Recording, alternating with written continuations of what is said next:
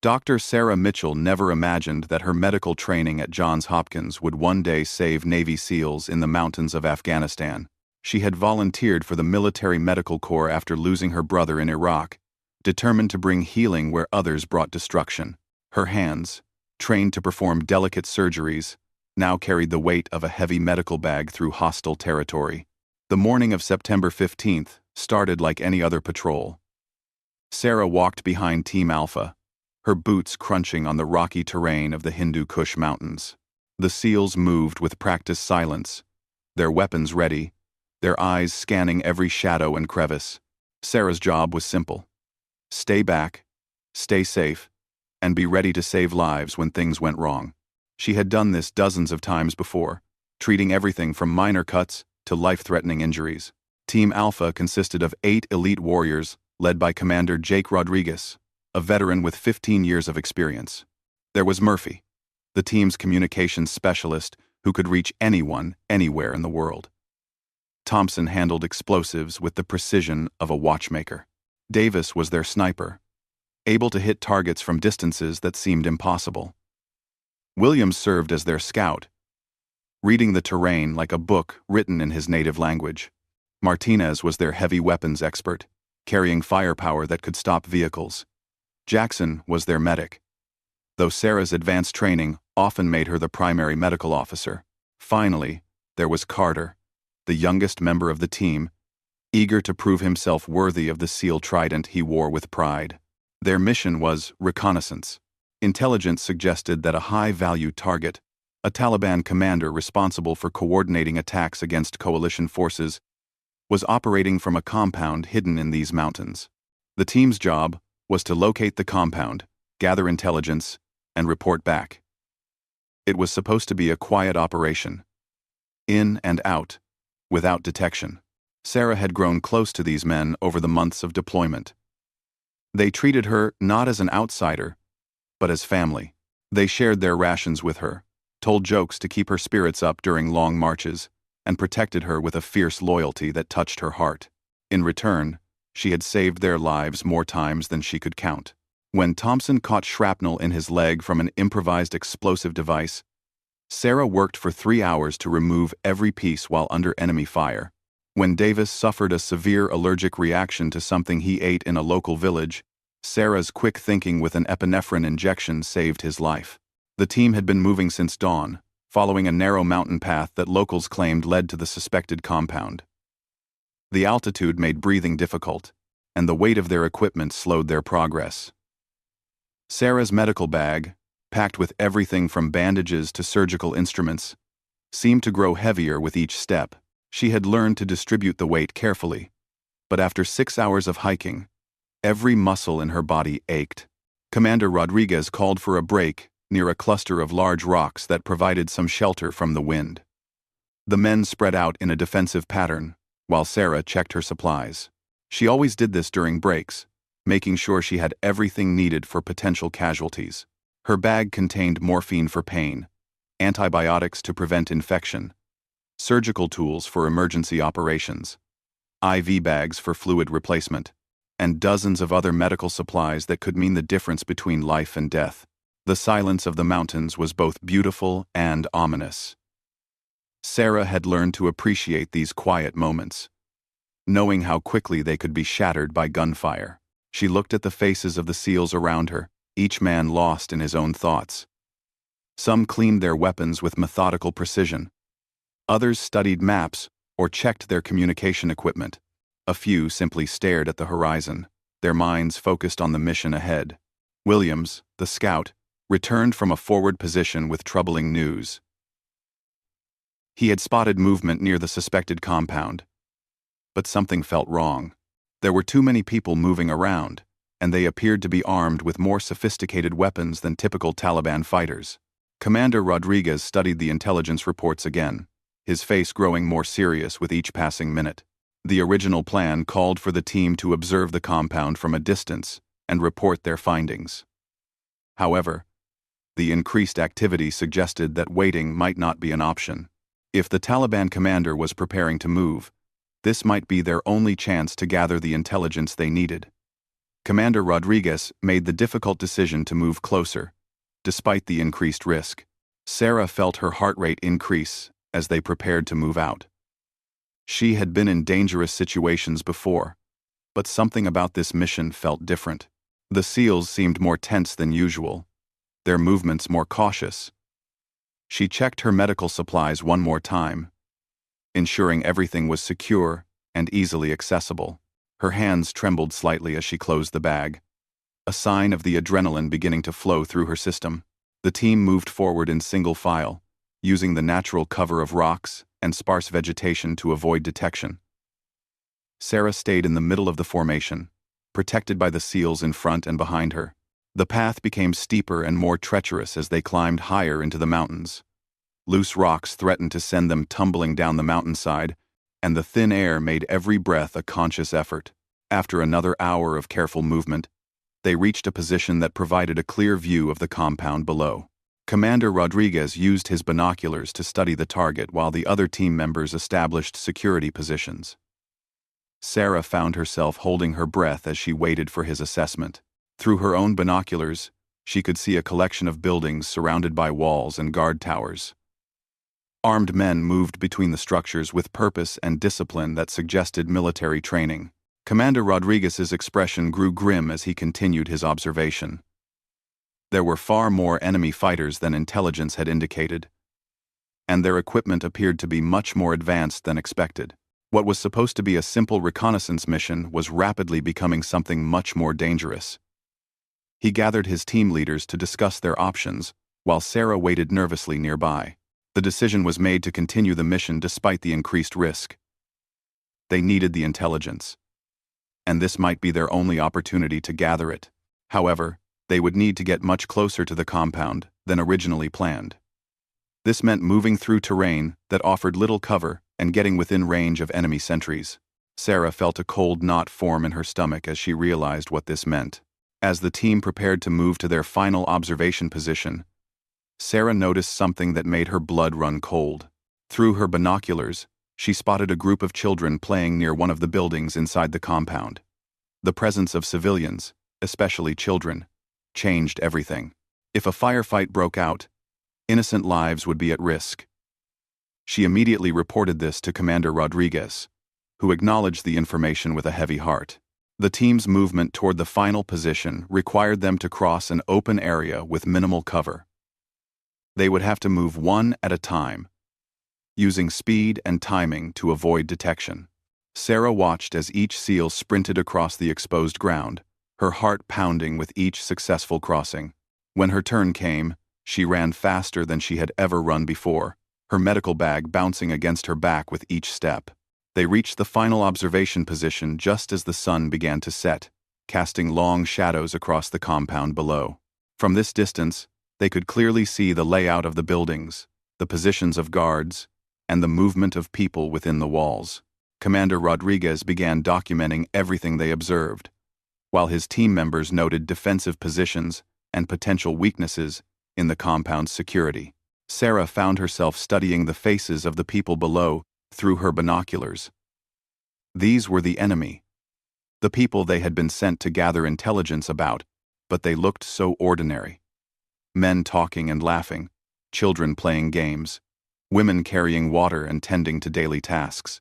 It was a reminder that even in war, life continued, and that the decisions made by soldiers like the SEALs had real consequences for real people. As darkness began to fall, the team prepared to begin their withdrawal. They had gathered the intelligence they came for, and staying longer would only increase their risk of detection. However, as they prepared to move, Williams spotted something through his night vision equipment that changed everything. A convoy of vehicles was approaching the compound, and they appeared to be carrying reinforcements and heavy weapons. Commander Rodriguez faced an impossible decision. They could withdraw immediately and report what they had seen, but they would miss the opportunity to gather intelligence about the new arrivals. Alternatively, they could stay and observe, but this would mean remaining in position throughout the night and attempting to withdraw in daylight when detection would be much more likely. After consulting with his team leaders, he decided they would stay. Sarah settled in for what she knew would be a long, cold night. She distributed hand warmers to the team members and checked to ensure everyone had adequate water and nutrition. The temperature in the mountains dropped dramatically after sunset, and hypothermia was a real concern. She made sure her medical supplies were protected from the cold, as some medications and IV fluids could be damaged by freezing temperatures. Throughout the night, the team took turns observing the compound and maintaining security. Sarah found herself unable to sleep, partly due to the cold and partly due to anxiety about their situation. They were deep in enemy territory, surrounded by hostile forces, with a difficult withdrawal ahead of them. She had been in dangerous situations before, but nothing quite like this. As dawn approached, the team prepared for what would be the most dangerous part of their mission: the withdrawal. They would need to move quickly and quietly, while avoiding detection by an enemy that was now much more numerous and better armed than when they had arrived.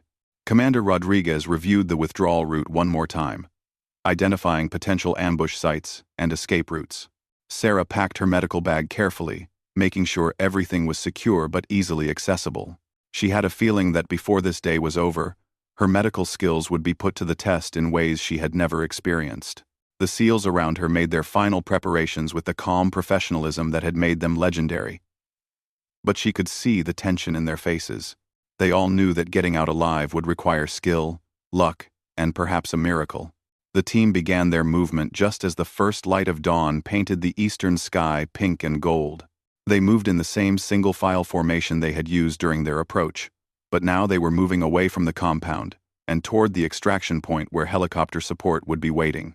Sarah found herself constantly looking over her shoulder, expecting at any moment to hear the shouts of enemy sentries who had discovered their presence. They had been moving for less than 30 minutes when Williams, who was walking point, suddenly raised his fist in the air, the signal to stop immediately. The team froze in place, their weapons ready, their eyes scanning for threats. Through hand signals, Williams communicated that he had spotted enemy fighters ahead, blocking their planned withdrawal route.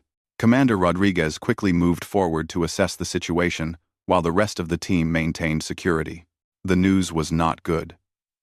A patrol of Taliban fighters had moved into position along their withdrawal route, either by coincidence or because their presence had been detected. There were at least a dozen fighters, armed with automatic weapons and rocket-propelled grenades. The patrol appeared to be searching for something, and their movements suggested they might be aware that American forces were in the area.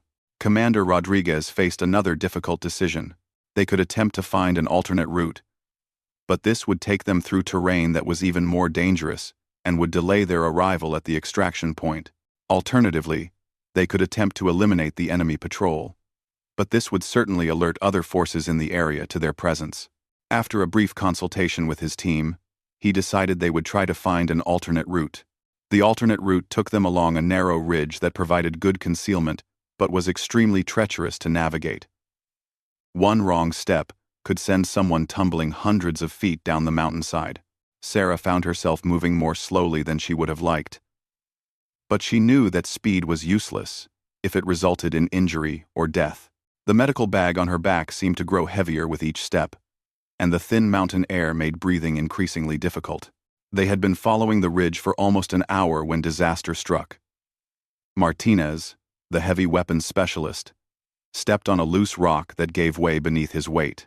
He began sliding down the steep slope, his equipment clattering against the rocks as he tried desperately to stop his fall. Thompson and Davis immediately moved to help him, but as they did, they exposed themselves to observation from the valley below. Sarah watched in horror as shouts erupted from the compound in the distance.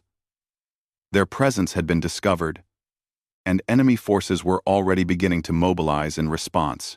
Commander Rodriguez immediately ordered the team to increase their pace, abandoning stealth in favor of speed. They had perhaps a few minutes before enemy forces would reach their position, and their only hope was to reach the extraction point before being surrounded. The next 30 minutes were a nightmare of desperate movement across impossible terrain.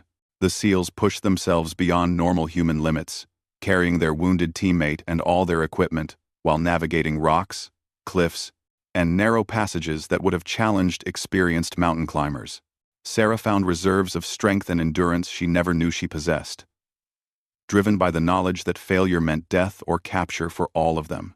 Behind them, the sounds of pursuit grew steadily louder. Enemy forces were moving with purpose and determination, and they had the advantage of knowing the terrain intimately. Helicopters could be heard in the distance, adding an aerial dimension to the chase that made concealment even more difficult. The SEALs used every trick they had learned in years of training and combat experience. But Sarah could see the exhaustion and strain beginning to show on their faces. As they approached the final ridge before the extraction point, Williams spotted the most welcome sight of his military career: American helicopters in the distance, moving toward their position. However, his relief was short-lived, as he also spotted enemy forces moving to cut off their escape route. The race was on, and the outcome would depend on timing, courage, and perhaps a little divine intervention. Commander Rodriguez called for one final push as the team sprinted toward the extraction point. Sarah's lungs burned with each breath of the thin mountain air, and her legs felt like they might collapse at any moment. But she forced herself to keep moving. The weight of her medical bag seemed to multiply with each step, but she knew that abandoning it was not an option. The lives of the team members might depend on the supplies she carried. They reached the extraction point just as the first American helicopter touched down, its rotor wash creating a whirlwind of dust and debris that made visibility almost impossible. The SEALs rushed toward the aircraft while maintaining defensive positions, their training taking over even in this moment of near salvation. Sarah ran toward the helicopter, her medical bag clutched tightly in her hands, knowing that she was perhaps seconds away from safety. But as she reached for the helicopter's door handle, gunfire erupted from the ridge above them. Enemy forces had reached positions that overlooked the landing zone, and they were pouring automatic weapons fire into the area around the helicopter. The pilot immediately began preparations for emergency takeoff, while the door gunners returned fire with their mounted machine guns. In that moment, Sarah realized that their ordeal was far from over, and that the real test of their courage and determination was just beginning. The gunfire intensified as Sarah dove for cover behind a large boulder near the landing zone. Bullets whined overhead and sparked off rocks around her, while the helicopter pilot struggled to maintain control of his aircraft under enemy fire. The door gunners were returning fire with everything they had, but the enemy forces held the high ground and had superior positions. Commander Rodriguez shouted orders over the deafening noise of gunfire and rotor blades. The team would need to fight their way to the helicopter while under direct enemy fire, a maneuver that would test every aspect of their training and courage. Sarah pressed herself against the rock, her heart pounding so hard she could feel it in her throat. While she tried to process what was happening around her, Thompson was hit first. Sarah heard his cry of pain and immediately looked in his direction, her medical training overriding her fear. Blood was spreading across his left shoulder, and he was struggling to maintain his grip on his weapon. Without thinking about her own safety, Sarah grabbed her medical bag and sprinted toward him, keeping low to avoid the bullets that continued to fly overhead. She reached Thompson just as another burst of gunfire forced both of them to take cover behind a fallen tree. Sarah immediately began assessing his wound, while he continued to return fire with his good arm. The bullet had passed through his shoulder, missing major arteries but causing significant bleeding and muscle damage. She quickly applied pressure bandages and gave him a shot of morphine for the pain. The situation was deteriorating rapidly. Enemy forces were moving closer to the landing zone, and their fire was becoming more accurate with each passing minute. The helicopter pilot was trying to maintain his position, but his aircraft was taking damage from small arms fire. One of the door gunners slumped forward, blood streaming from a head wound, while his partner continued to lay down suppressive fire. Martinez, despite his injuries from the fall earlier, was moving from position to position with his heavy machine gun, trying to keep the enemy forces at bay. His face was streaked with blood and dirt, but his determination was unwavering. Davis had found a position that allowed him to use his sniper rifle effectively, and his precise shots were forcing enemy fighters to keep their heads down. Williams was coordinating the team's movement toward the helicopter, while Jackson, the team medic, worked to treat the wounded door gunner. The noise was overwhelming. Gunfire, shouting, rotor blades, and the occasional explosion as the enemy used rocket-propelled grenades to try to destroy the helicopter. Sarah had never experienced anything like it, and she struggled to think clearly amid the chaos. Commander Rodriguez made the decision that would define the rest of the mission. Instead of attempting a running firefight to the helicopter, he ordered his team to establish a defensive perimeter and hold their ground until additional air support could arrive. This meant they would need to fight a superior enemy force from inferior positions for an unknown period of time. But it was their best chance of survival. Sarah found herself in the center of the defensive perimeter with the most seriously wounded team members. Thompson was stable, but losing blood faster than she would have liked. The door gunner had regained consciousness, but was suffering from a severe concussion that left him confused and disoriented. Martinez was fighting despite what Sarah suspected were broken ribs from his earlier fall, and several other team members had minor wounds that needed attention. The enemy forces seemed to sense that the Americans were trapped, and their attacks became more coordinated and aggressive. They were using the terrain to their advantage, moving from cover to cover, while maintaining constant pressure on the SEAL positions. Sarah could see muzzle flashes from at least 3 different directions, indicating that they were partially surrounded. Carter, the youngest member of the team, was positioned near Sarah's makeshift aid station. She could see the fear in his young face, but she also saw the determination that had earned him a place among these elite warriors. When a burst of gunfire came uncomfortably close to their position, he instinctively moved to shield Sarah with his body, a gesture that touched her deeply, despite the danger they were all facing. The helicopter pilot was performing miracles, keeping his damaged aircraft airborne, while his remaining door gunner provided what fire support he could. However, Sarah could see smoke beginning to pour from the engine compartment, and she knew they were running out of time. If the helicopter went down, they would be completely cut off from any hope of rescue. Williams managed to establish radio contact with additional air support, but the response was not encouraging. Bad weather was moving into the area, making helicopter operations extremely dangerous.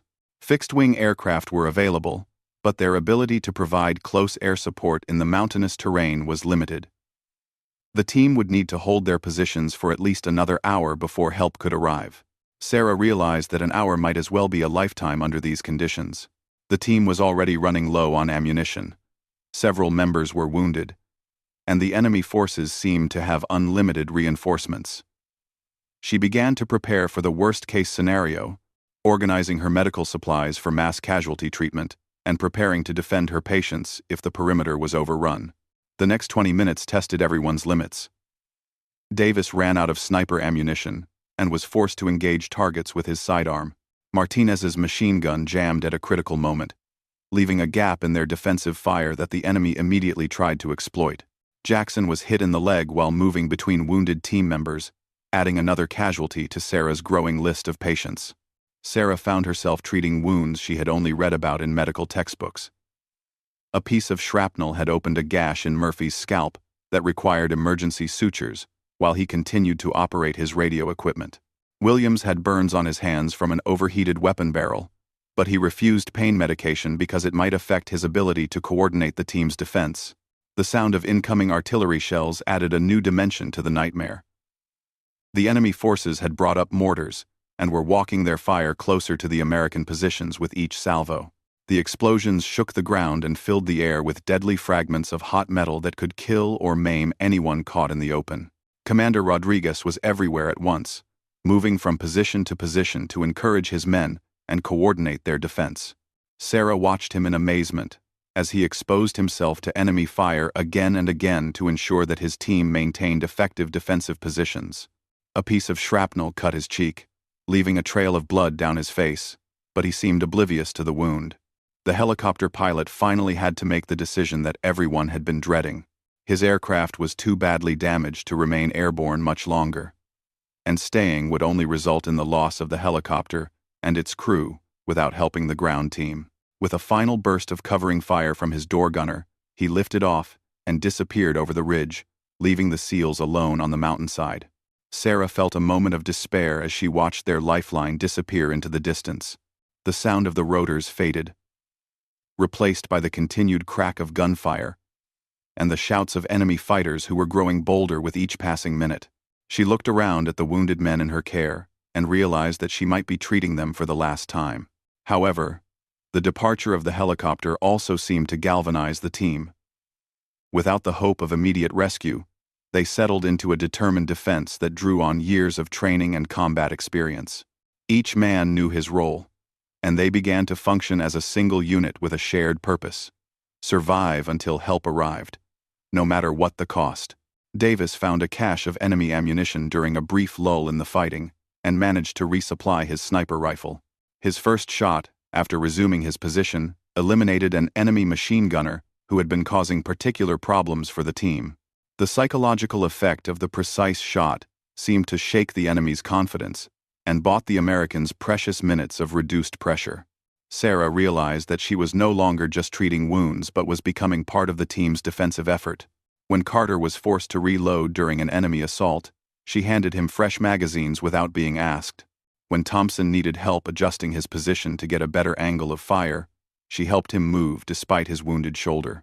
The enemy forces launched their most serious assault yet, as the sun reached its peak. Sarah could see dozens of fighters moving down the mountainside toward their position, their weapons firing continuously as they tried to overwhelm the defenders through sheer numbers. The volume of incoming fire was so intense that movement became almost impossible, and several team members were forced to fight from whatever cover they could find. Murphy's radio equipment took a direct hit from a mortar round, severing their communication with potential rescue forces. The loss of communication was devastating, as it meant they could no longer coordinate with air support or call for assistance. They were now truly on their own, facing an enemy that seemed to have unlimited numbers and resources. Sarah found herself pressed into service as an ammunition carrier, crawling from position to position under enemy fire to ensure that the defenders had enough bullets to continue fighting. Her medical bag was forgotten temporarily as she focused on keeping the team supplied with the means to defend themselves. The irony was not lost on her that she was helping to sustain violence while her training had prepared her to heal. Thompson, despite his wounded shoulder, managed to improvise an explosive device using materials from his demolition kit. The explosion created a gap in the enemy's advance and bought the team several more precious minutes. However, the effort reopened his shoulder wound, and Sarah had to perform emergency surgery using a rock as an operating table while bullets flew overhead. The situation became even more desperate when Williams spotted enemy forces moving to positions that would allow them to fire down into the American defensive perimeter. If these fighters reached their objective, the team would be caught in a crossfire with no cover. Commander Rodriguez made the difficult decision to send Carter and Martinez to intercept the flanking force, knowing that this would weaken their main defensive line. Sarah watched the two men disappear into the rocks, knowing that they were facing impossible odds but having no choice in the matter. The sound of gunfire from their direction indicated that they had made contact with the enemy, but there was no way to know how the engagement was progressing. All she could do was continue treating the wounded and hope that help would arrive before it was too late. The main enemy assault reached its climax, just as ammunition began to run critically low. Davis was down to his last magazine, and several other team members had already expended all their rifle ammunition and were fighting with pistols. Sarah found herself handing out her personal sidearm to Jackson, who had lost his weapon when shrapnel damaged his holster. In that moment of crisis, Sarah made a decision that would change everything. She set down her medical bag, grabbed Thompson's rifle as he paused to reload, and moved to a gap in their defensive line that had been left open when Martinez and Carter departed to deal with the flanking force. Her hands shook as she raised the weapon, but her determination was absolute. She had sworn an oath to do no harm, but she had also sworn to protect her patients. And sometimes, those two oaths came into conflict. The first shot Sarah fired was at an enemy fighter who was preparing to throw a grenade into their position. Her aim was true, and the man fell before he could release his weapon. The grenade exploded harmlessly among the rocks, but Sarah barely noticed. She was completely focused on the task at hand, using her rifle to defend the wounded men who depended on her for their lives. The transformation was remarkable. The woman who had spent years studying how to save lives was now using a weapon with deadly efficiency, and her presence on the firing line seemed to inspire the other defenders. Commander Rodriguez looked at her with a mixture of surprise and respect, while Thompson managed a weak smile despite his pain. Sarah had crossed a line that she had never imagined crossing. But she felt no regret, only determination to see her team through this crisis. The enemy assault finally broke when fixed-wing aircraft arrived overhead and began attacking the enemy positions with precision-guided munitions. The sound of jet engines was the most beautiful music Sarah had ever heard, and she felt tears of relief streaming down her face as the enemy fighters began to withdraw under the devastating airstrikes. However, their ordeal was far from over. Carter and Martinez had not returned from their mission to stop the flanking force, and their fate was unknown. The team had suffered multiple casualties and was low on ammunition and medical supplies. Most critically, they were still deep in enemy territory with no immediate prospect of rescue, as the damaged helicopter had been forced to return to base and would not be available for extraction. As the immediate threat receded, Sarah returned to her medical duties with renewed urgency.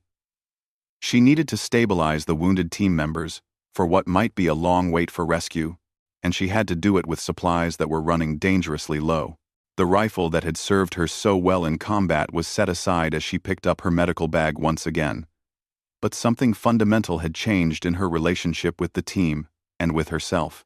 The silence that followed the airstrikes was almost as unsettling as the gunfire had been. Sarah worked frantically to stabilize her patients, while Commander Rodriguez organized the remaining team members for what might be a long wait for extraction. The absence of Carter and Martinez weighed heavily on everyone's minds, but there was no way to search for them without compromising the safety of the wounded. Sarah's medical supplies were running critically low. She had used most of her morphine during the firefight, and her remaining bandages were barely sufficient to maintain the dressings on the wounded team members. Thompson's shoulder wound had stabilized, but he needed surgical intervention that she couldn't provide in the field. Jackson's leg wound was more serious than she had initially realized, with possible nerve damage that could affect his mobility permanently. The door gunner from the helicopter was her most critical patient. His head injury had left him with periods of unconsciousness, and Sarah was concerned about possible brain swelling that could be fatal without immediate medical intervention. She had improvised a neck brace, using materials from her pack. But he needed to reach a hospital as quickly as possible. Williams managed to establish intermittent radio contact with their headquarters using a backup communication device. The news was mixed. Additional helicopters were being prepared for a rescue mission. But the bad weather that had been approaching was now moving into the area faster than expected. High winds and low visibility might make helicopter operations impossible for several hours. Commander Rodriguez gathered his remaining able-bodied men and outlined their options. They could remain in their current position and hope that the weather would clear enough for helicopter extraction. Alternatively, they could attempt to move to a more secure location that offered better defensive positions and might be more accessible to rescue aircraft. Both options carried significant risks. Sarah voiced her medical opinion that several of the wounded men could not survive a move to another location. Thompson had lost more blood than she was comfortable with, and the door gunner's head injury made any movement extremely dangerous. Jackson could probably handle limited movement, but his leg wound would slow the entire group and leave them vulnerable if they encountered enemy forces. The decision was made to remain in place and establish a more secure defensive perimeter while waiting for extraction. The team spent the next hour improving their positions, using rocks and debris to create better cover and establishing clear fields of fire in case enemy forces returned. Sarah used the time to conduct more thorough examinations of her patients and to inventory her remaining medical supplies. The weather began to deteriorate rapidly as afternoon turned toward evening. Dark clouds rolled over the mountains, bringing with them high winds and the first drops of what promised to be a significant storm. Sarah realized that exposure was becoming as serious a threat as enemy action, and she began preparing the wounded men for what might be a cold, wet night in the mountains. Williams received word over the radio that Martinez and Carter had been located by the search and rescue aircraft. Carter was wounded but alive, while Martinez had been killed during their engagement with the enemy flanking force. The news hit the team hard, as Martinez had been a popular and respected member who had saved their lives countless times with his expert handling of heavy weapons. Sarah felt the weight of Martinez's death settle on her shoulders like a physical burden, She had known him for months, had treated his minor injuries, had laughed at his jokes during long marches. Now he was gone. And she couldn't help but wonder if there was something she could have done differently. The rational part of her mind knew that she had made the right medical decisions, but the emotional impact was devastating. The storm arrived with full force, just as darkness began to fall. Rain poured down in sheets, making visibility almost zero, and turning the rocky ground into a treacherous mess of mud and loose stones. Sarah worked desperately to keep her patients dry and warm, using every piece of available shelter and covering to protect them from the elements. Thompson's condition worsened as the temperature dropped. His body was struggling to maintain its core temperature while dealing with blood loss and shock from his wound. Sarah made the difficult decision to share her own body heat with him, lying close to him under a shared emergency blanket while monitoring his vital signs throughout the night. The door gunner's condition became critical during the storm. His periods of unconsciousness grew longer, and Sarah could see signs of increased pressure inside his skull. She had no way to relieve the pressure without surgical tools that she didn't possess, and she knew that he might not survive until morning without immediate medical intervention. Commander Rodriguez and Williams took turns maintaining radio contact with headquarters, but the storm was interfering with communications. They received fragments of messages indicating that rescue helicopters were standing by, but the weather was too severe for safe flight operations. The earliest possible extraction time would be dawn, assuming the storm passed during the night. Sarah found herself in a position she had never trained for, providing intensive care medicine in combat conditions with minimal supplies and no backup.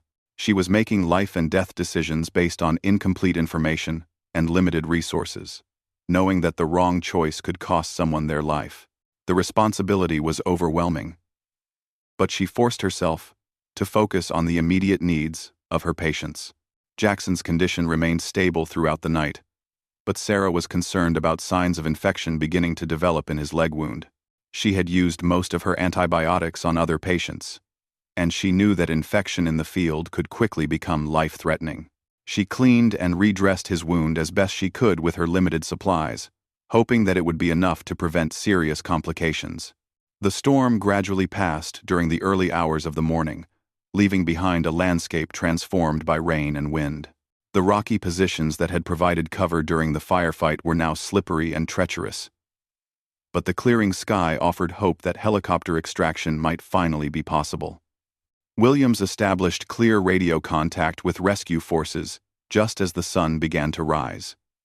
2 helicopters were en route to their position, with additional medical personnel on board to assist with the wounded. However, the estimated arrival time was still 2 hours away, and Sarah would need to keep her patients stable until help arrived. The door gunner lost consciousness permanently just as Sarah heard the distant sound of approaching helicopters. Despite her best efforts throughout the night, the pressure inside his skull had continued to increase, and there was nothing more she could do for him in the field. She continued to monitor his breathing and pulse, but she knew that his survival now depended on reaching an operating room as quickly as possible. Thompson's condition had stabilized somewhat during the night, though he remained weak from blood loss. Sarah had managed to control the bleeding from his shoulder wound, but he needed a blood transfusion that could only be provided at a medical facility.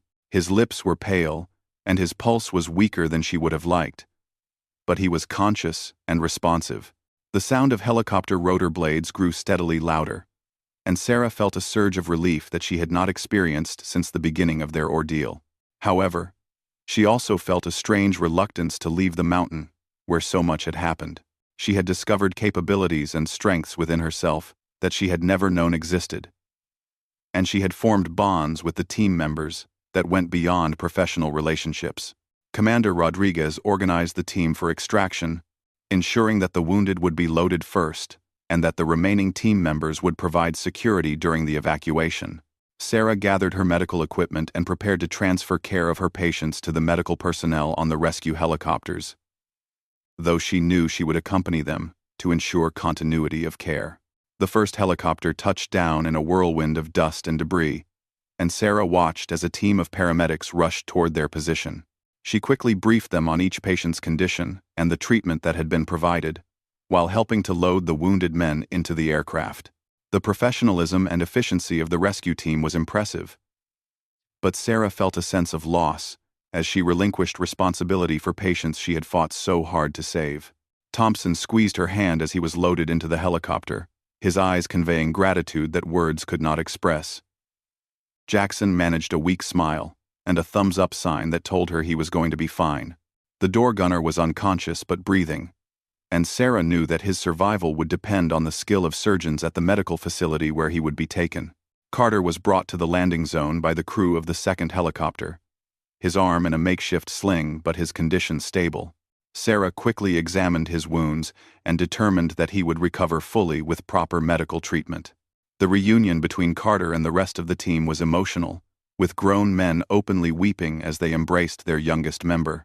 As the helicopters lifted off and began their flight toward the medical facility, Sarah found herself looking back at the mountain where they had fought for their lives. The rocky positions that had sheltered them during the firefight looked insignificant from the air, but she knew that she would never forget the lessons she had learned there about courage, sacrifice, and the true meaning of the oath she had taken as a medical professional. Commander Rodriguez sat beside her in the helicopter, his own wounds finally receiving attention from the medical team. He looked at Sarah with an expression of respect and gratitude that touched her deeply. Without words, he conveyed his appreciation for her actions during the firefight and her dedication to saving his men. The rifle she had wielded so effectively was no longer needed, but the memory of her transformation from healer to warrior would remain with both of them forever. The medical facility appeared ahead of them, a modern building that represented safety, advanced medical care, and the end of their ordeal. Sarah felt a complex mix of emotions as they approached the landing pad. Relief that her patients would finally receive the care they needed, sadness for the loss of Martinez, and a strange sense of pride in what she had accomplished under impossible circumstances. As the helicopter touched down and medical personnel rushed to meet them, Sarah realized that she had been forever changed by her experience on the mountain. She had learned that the line between healing and fighting was not as clear as she had once believed, and that sometimes the greatest service a medical professional could provide was to protect those who could not protect themselves. Thompson was rushed into surgery immediately upon arrival, his shoulder wound requiring extensive repair but his prognosis good. Jackson's leg wound would heal completely, though he would carry scars as a reminder of his service. The door gunner underwent emergency brain surgery and would eventually make a full recovery, though his memory of the events on the mountain would always be fragmentary. Sarah spent the next several hours being debriefed by military investigators and medical supervisors. Her actions during the firefight were documented and analyzed, and she was asked to provide detailed accounts of the medical decisions she had made under extreme pressure. The questions were professional and thorough, but she could see admiration in the eyes of those who interviewed her.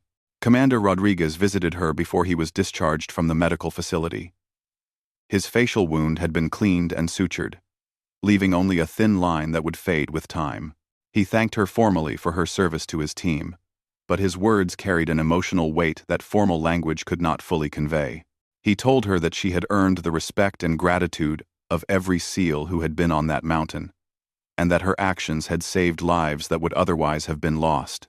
The memorial service for Martinez was held 3 days later, and Sarah attended in her dress uniform, standing with the team members she had fought alongside.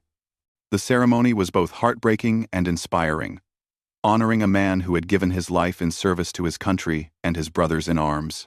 Sarah realized that she now understood the true meaning of military service in a way that no amount of training could have taught her. Sarah returned to her duties as a military medical officer with a new perspective on her role and responsibilities. She continued to provide medical care to service members, but she now understood that sometimes healing required more than medical knowledge and skill. Sometimes it required courage, sacrifice, and a willingness to cross lines that seemed absolute in order to protect those who depended on you. The rifle she had used during the firefight was returned to the armory, but Sarah kept a photograph of the team taken before their mission. In it, Martinez smiled beside his heavy machine gun. Carter looked eager and young, and Thompson stood proudly with his demolition equipment. She looked at the photograph often, remembering the lessons she had learned about the true nature of service, sacrifice, and the bonds that form between people who face danger together. Years later, Sarah would tell the story of that day on the mountain to young medical officers who were preparing for deployment. She would explain how medical training prepared them to save lives, but how real-world situations might require them to make choices that no textbook could anticipate. She would emphasize the importance of being prepared not just medically, but mentally and emotionally for the challenges they might face. The SEALs had gone silent not because they were afraid, but because they were witnessing something extraordinary. A medical officer who was willing to abandon everything she had been trained to believe about her role in order to protect the patients who depended on her. In that moment when Sarah set down her medical bag and grabbed the rifle, she had demonstrated the true meaning of the phrase, "All gave some gave all." She had given everything she had, including her own principles, to ensure that her team survived to fight another day.